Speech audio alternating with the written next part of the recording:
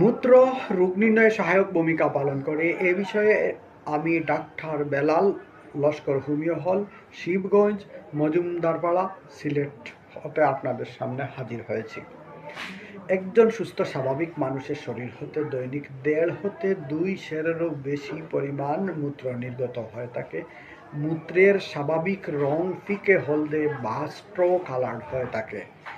বিজ্ঞ চিকিৎসকগণ মূত্রের বর্ণ, পরিমাণ, গন্ধ পর্যবেক্ষণ করে রোগ নির্ণয় করতে পারেন। আজকাল ইউরিন কালচার করেও রোগ নির্ণয় করে থাকেন।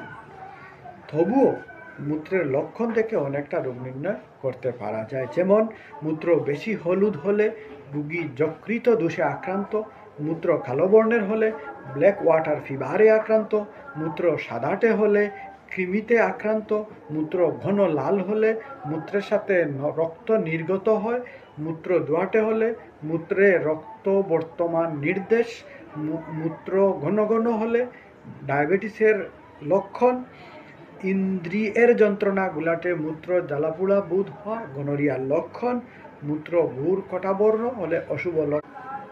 মূত্র রোগ নির্ণয়ে সহায়ক ভূমিকা পালন করে এ বিষয়ে আমি ডাক্তার বেলাল লস্কর হোমিও হল, শিবগঞ্জ, মজুমদারপাড়া, সিলেট হতে আপনাদের সামনে হাজির হয়েছি।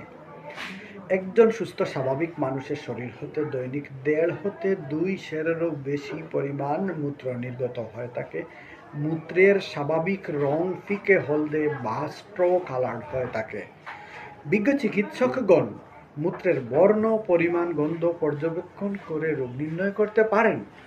আজকাল ইউরিন কালচার করেও রোগ নির্ণয় করে থাকেন।